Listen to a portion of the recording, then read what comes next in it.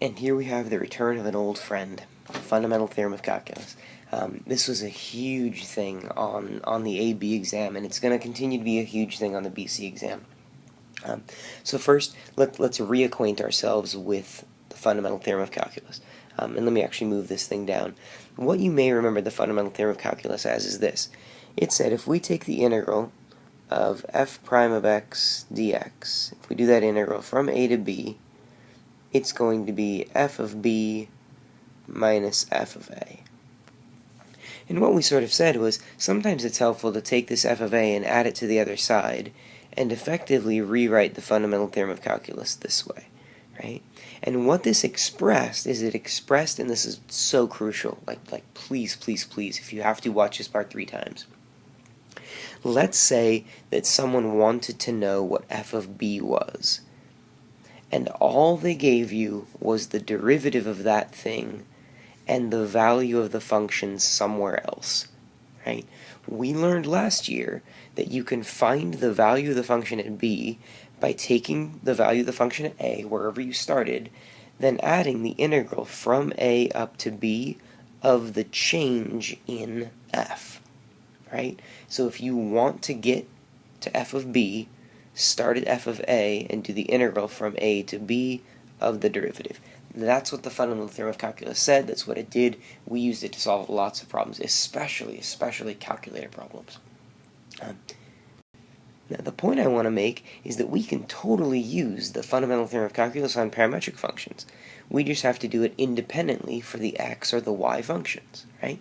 All I did here is I took that statement I had on the previous page of, f of b and f of a and f prime of x, and I wrote it here using the x prime of t function, right? If I want to know where my x coordinate ends up, I can take where my x coordinate starts and add the integral from a to b of the rate of change of x.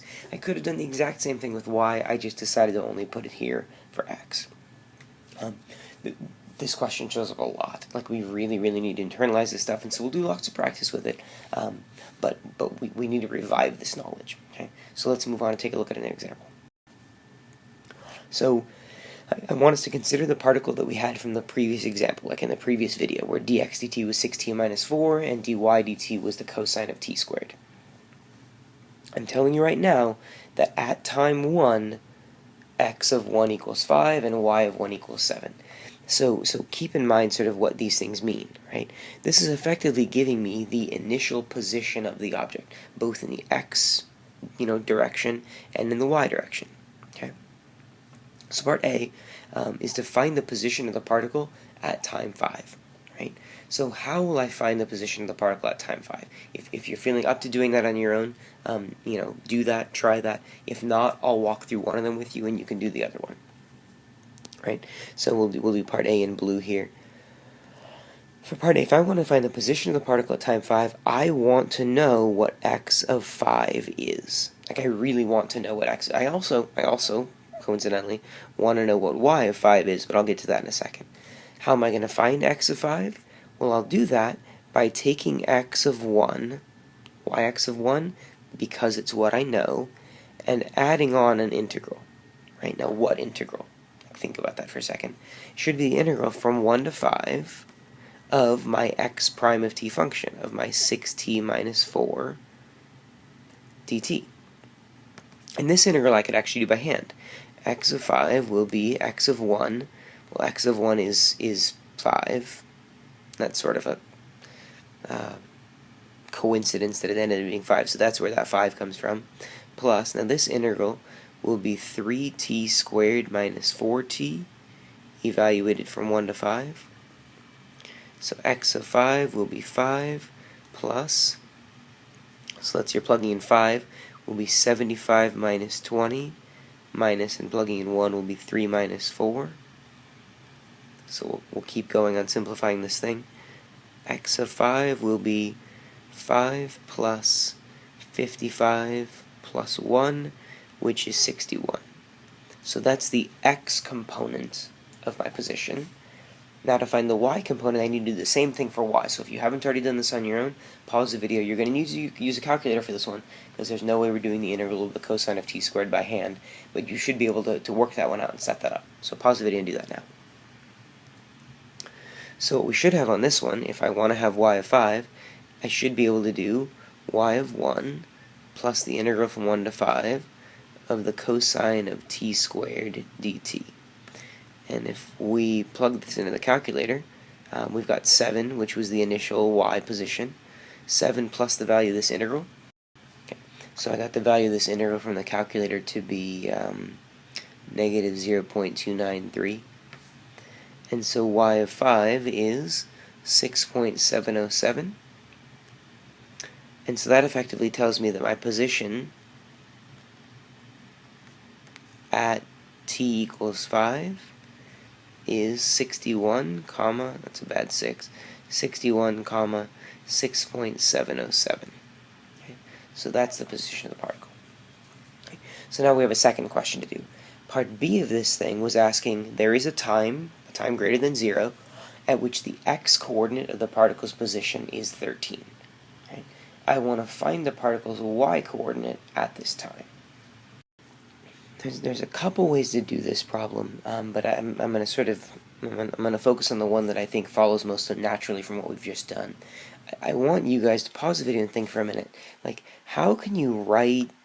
Because math is so much about writing equations, writing expressions. How could we write something that expresses the first half of this statement?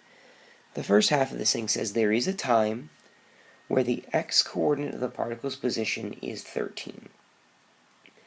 How could we write an expression to do that? Like, maybe pause the video and think about how you might do that. My thought is this. It follows from the stuff that we said here. I almost want to say, at some point the position will be 13. 13 will be equal to x of 1 plus the integral from 1 to I don't know what time. Let's call it a. Of my 6t minus 4 function. And I'm not sure if that's going to make sense. I'm not sure if you guys see where that's coming from. But my idea is I'm supposed to be able to put whatever time I want up here as long as I put the position over there. Right? But now I can work through this thing. I mean, I can do this. 13 will be equal to 5 plus, now we've got this integral to work out. This is 3t squared minus 4t. We'll evaluate this from 1 to a. So I'll have 8 equals, and I just subtracted the 5 over there, so 8 equals 3a squared minus 4a, and then minus 3 minus 4. So I end up with 8 equals 3a squared minus 4a plus 1. So I've got 0 equals 3a squared minus 4a minus 7. If I'm lucky, this will factor.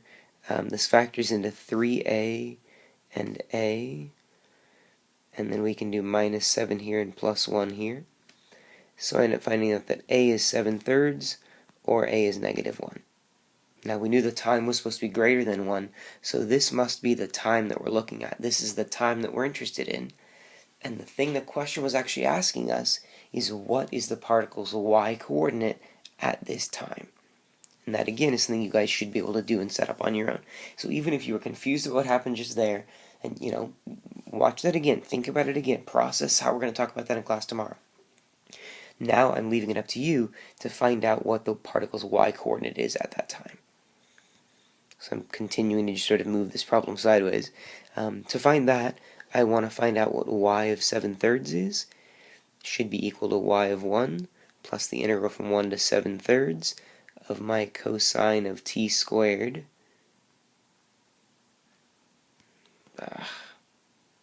Cosine, not... This is just a mess, right? This is supposed to be cosine. C-O-S, cosine of that dt. That we're going to plug into the calculator, so let's see what we end up with. So I ended up here with y of 7/3 was 7, which is the value of y of 1, plus negative 0.446. And so the answer, the particle's y position at time 7/3 was 6.554.